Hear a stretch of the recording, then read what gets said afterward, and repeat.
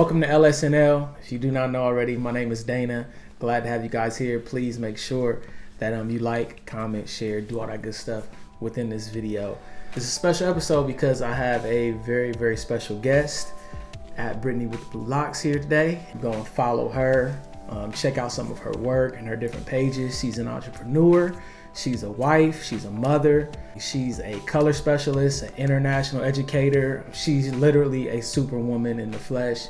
And I'm very, very blessed to have her here on the show today. Very excited about some of the things we're going to be diving into. Really today is just a snapshot of our lock journey. Not going to be too deep. We got like 3 little questions we're going to answer, and then we're going to do a 360 and show you guys what's going on in the hair with us. This is my wife, okay? We've been married for... This will be 14 years this year in 2021. So we've been holding it down for a while, been together for about 15 and a half. We definitely have a blessed testimony of being together faithfully, being together happily, which is just an extraordinary event, especially in society with the divorce rates and everything today, especially with the obstacles we face, being that we married young at 20. So, you do the math, you can figure out how old we are. Just that whole dynamic, we had a lot of chips stacked against us. So for us to be standing here today is really a testament to the power and the grace of God. Yeah. Very grateful. That's for another video. Let's just dive right into what this video is about. You saw it in the title. It was, this is Locs episode 1. And so a snapshot of what's going on. If we could start somewhere, I guess the best place to start is methodology and why we chose that methodology for our locks. So I'm gonna let her take that away for the first question. So the locks I chose are micro locks. They're very similar to sister locks, although sister locks, you have a consultant that installs them. So I installed mine myself, and I have about 220-ish micro locks. There's many different installation methods for micro locks, like twist, braids, or interlocking.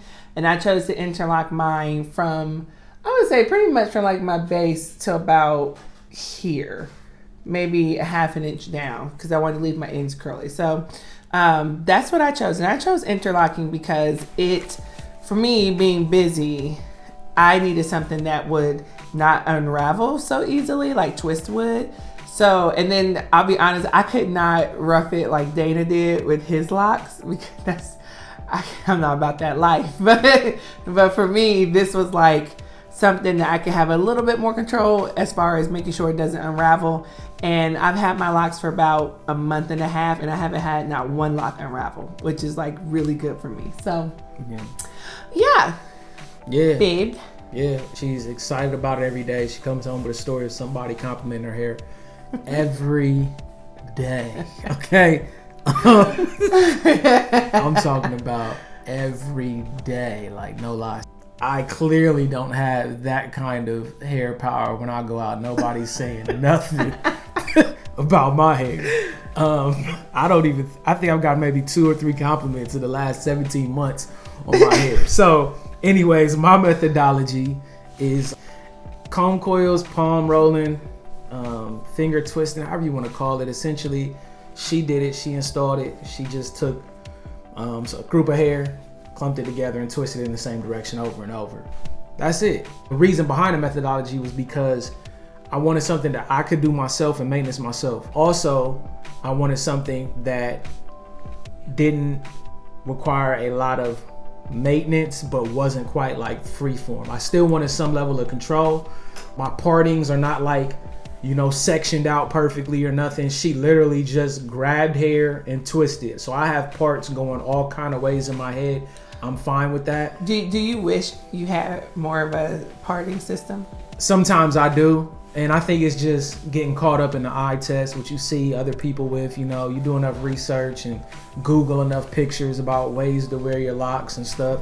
And you see, some of the lock models or some of the hairstylists, the locticians that are displaying their work. I mean, stuff can get very geometry based. Yeah, and it looks very clean and neat. And I'm like, man, I wish my stuff could look like that. I wanted to do Dana's locks like that, but he didn't want a set parting system. Nah, I didn't early on, and it's not nothing I regret. I'm just learning to I'm you learning can appreciate to, it now. Yeah, you know, I'm learning to appreciate it and to like it for what it is, and understand that that's actually what makes it have character and uniqueness.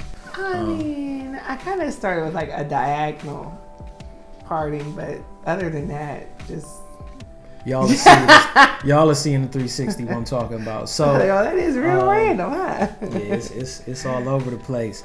So what was the lock inspiration? I mean, let's tell the truth now. Let's make sure we tell the whole truth here. Oh my gosh. I don't want no half truths. Go ahead and spill the beans. Okay, so it's really funny because I used to say I would never lock my hair. Like even into the latter part of 2020, I was like, what? Why would I do that? I don't lock my hair. I love my hair. No. But I just kind of had this moment where I realized that like we evolve and we change as people, and like our needs change. People around us, their needs change. And so for me, it was like, I'm a mom, I'm a wife, I'm an entrepreneur, I'm really busy.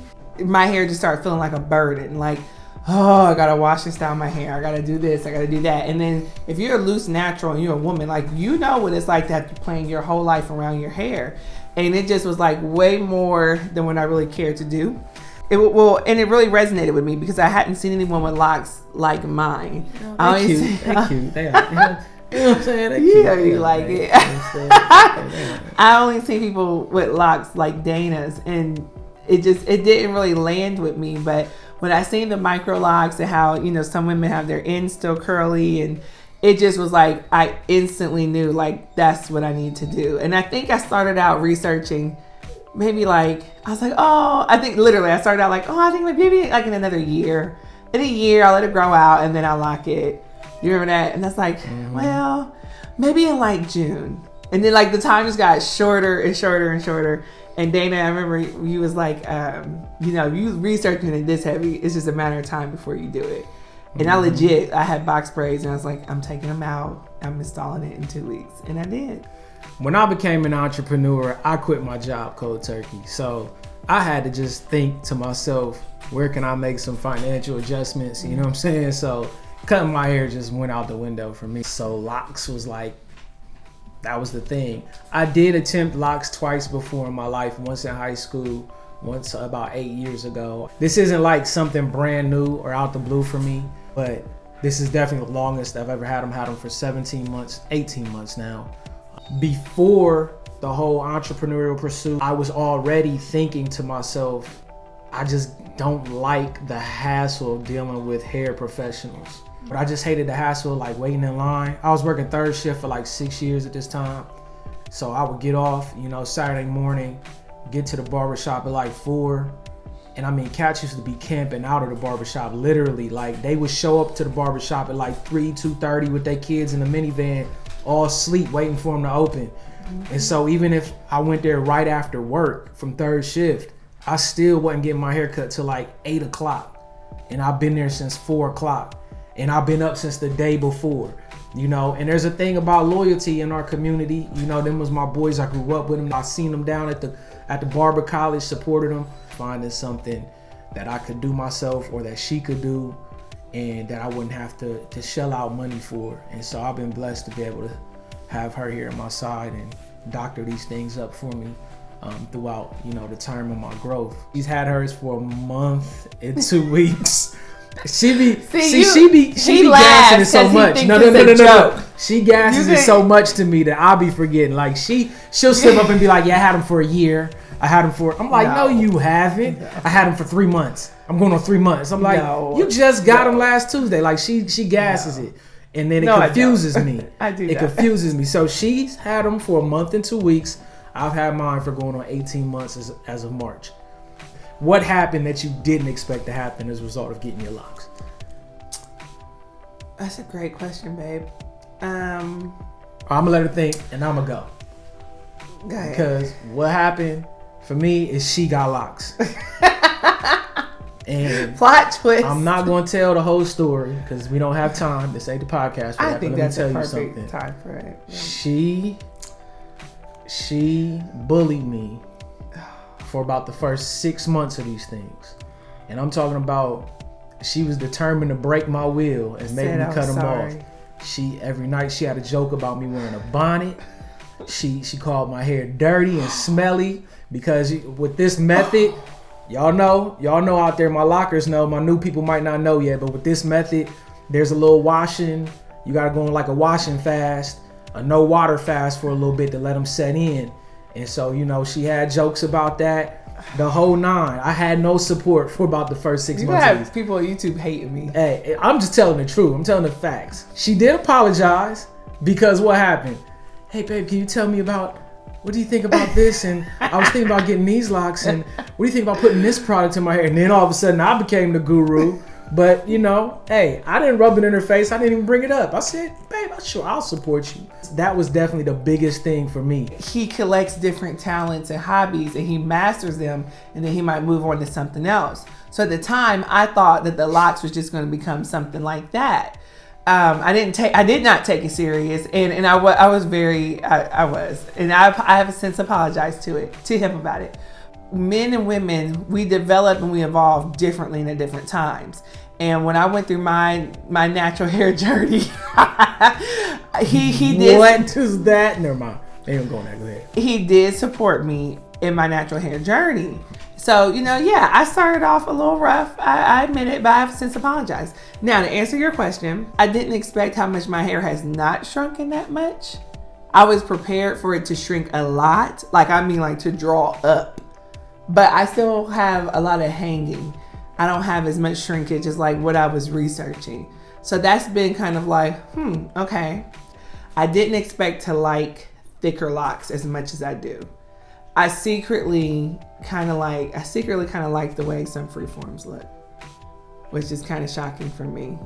The frizziness, no, not the freeform. Oh. The frizziness or the lived-in look. I told you. I didn't expect that. I was telling her that. Go check out all of her social media stuff. She has some phenomenal artistry and display of her talents on there. Thanks, as well as some great tips with taking care of hair overall. You know, she's helped me keep my hair in extremely excellent care, whether you're with locks or not, because she does it all and she has a little bit of everything on her page.